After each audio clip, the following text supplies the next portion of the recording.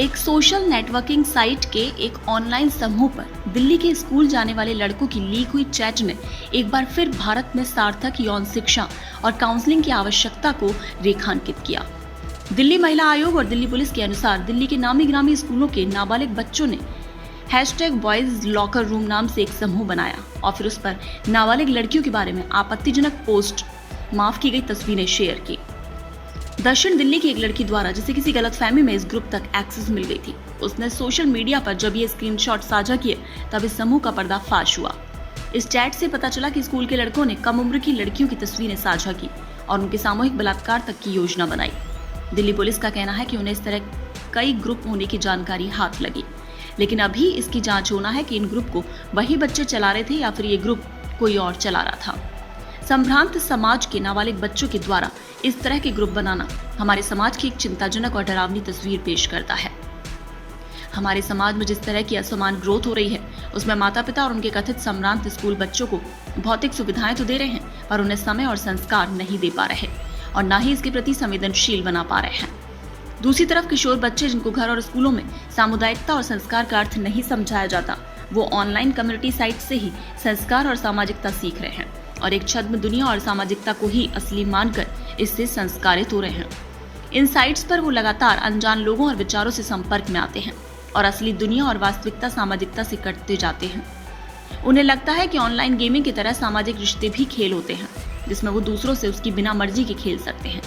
इसमें रिश्तों को ऑब्जेक्टिफाई किया जा सकता है और परस्पर सम्मान और सहमति की इसमें कोई जगह नहीं होती। विशेषकर किशोर बच्चों के मन पर इसका गहरा असर होता है। दूसरी तरफ इन बच्चों को भारत में सेक्स एजुकेशन के नाम पर सिर्फ खाना पूर्ति की जाती है। इसमें एजुकेटर और छात्र के बीच संवाद न्यूनतम होता है। माता पिता भी इस तरह की शिक्षा से दूर रहते हैं। दूसरी तरफ बच्चे इस कमी को ऑनलाइन पोर्न साइट्स पर जानकर पूरी करते हैं और इससे मनमाफिक अर्थ निकालते रहते हैं। कई आंकड़ों और अनुमानों के अनुसार इस तरह के डेटा आए हैं कि भारत में पोर्नोग्राफी सबसे ज्यादा सर्च की जाती है।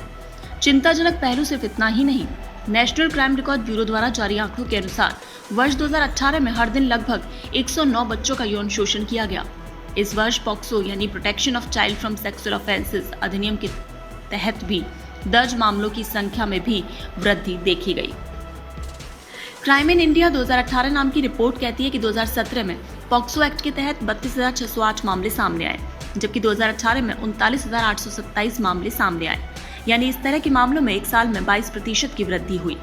इसको देखते हुए जानकारों का कहना है कि भारत में जिस तरह से यौन शिक्षा दी जाती है उसे बदलना होगा। बातचीत में सम्मान और सहमति पर जोर देना होगा, जो कि बच्चे ऑनलाइन प्लेटफॉर्म पर सबसे कम सीखते हैं। मनोवैज्ञानिकों का ये भी कहना है कि जब भी भारत में सेक्स के बारे में बात की जाती है तो फुसफुसाते हुए बात की जाती है, तो इस तरह के मामले और बढ़ने वाले हैं।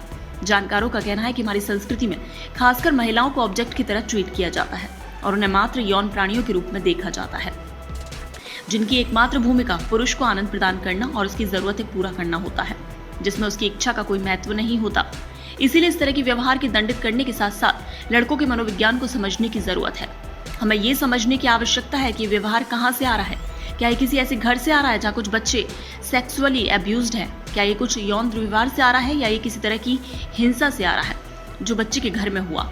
साथ ही ये बहुत सी चीजों का सामूहिक असर भी हो सकता है, लेकिन इतना तय है कि इसको एक छोटा सा इंसिडेंट मानकर नहीं भूला जा सकता। अगर हमने आज इस घटना की अनदेखी की तो आगे चलकर ये हमारे समाज की बड़ी फॉल्ट लाइन साबित हो सकती है। दूसरी तरफ इस बात से इनकार नहीं किया जा सकता कि ऊपरी तौर पर बॉयज लॉकर रूम से जुड़े लोग नाबालिग लग रहे हैं, लेकिन वो वयस्क भी हो सकते हैं। अगर ऐसा है तो कानून को लेकर कोई दिक्कत ही नहीं। जब भी इंटरनेट पर लड़कियों और महिलाओं की तस्वीरों को लेकर इस तरह का अश्लील कंटेंट बनाते हैं या इस तरह की गैंगरेप की धमकियां देते हैं तो ये सारे मामले आईटी एक्ट की धारा 67 के तहत आ जाते हैं। इसमें 3 साल सजा और 5 लाख तक का जुर्माना हो सकता है। माइनर लड़कियों की मौत तस्वीरें भी जो चाइल्ड पोर्नोग्राफी में आती हैं, ये एक घिनौना अपराध है। इसमें आईटी के सेक्शन 67B के तहत 5 साल की सजा और 10 लाख का जुर्माना है। भारतीय दंड संहिता के अनुसार इस तरह का अपराध करने वालों के खिलाफ 354A और कहीं न कहीं 292 के प्रावधान भी लगाए जा सकते हैं। साथ ही ये मामला गहरे आपराधिक षड्यंत्र का हिस्सा भी हो सकता है और इसमें भारतीय सूचना प्रौद्योगिकी कानून के प्रावधान लागू हो सकते हैं। इसके पीछे 2 मकसद हो सकते हैं। एक तो लोगों को धोखा दिया जाए, दूसरा लड़की विशेष की इज्जत या साख पर नकारात्मक प्रभाव डाला जाए। साथ ही ये मामला अपराध भारतीय दंड संहिता के सेक्शन 468 और 469 के प्रावधान के तहत भी आ सकता है। 468 में झूठे रिकॉर्ड का प्रकाशन या प्रसारण करना शामिल है, जिसमें 7 साल की सजा और जुर्माने का प्रावधान है। वहीं 469 में झूठे रिकॉर्ड का प्रकाशन शामिल होता है, जिससे किसी की साख पर नकारात्मक प्रभाव डाला जा सके। लेकिन अगर इस मामले में शामिल लोगों की उम्र 18 साल से कम है तो उन्हें जुवेनाइल जस्टिस एक्ट के तहत सजा दी जा सकती है। पुलिस को इस मामले में इंस्टाग्राम से जानकारी लेनी पड़ेगी। सूचना प्रौद्योगिकी कानून के तहत इंस्टाग्राम नेटवर्क सर्विस प्रोवाइडर है तो उसे जानकारी देनी पड़ेगी। पुलिस को जहां से लॉगिन हुआ है उसके आईपी एड्रेस मिल जाते हैं तो वो विभिन्न सर्विस प्रोवाइडर के जरिए व्यक्ति विशेष तक भी पहुंच सकती है।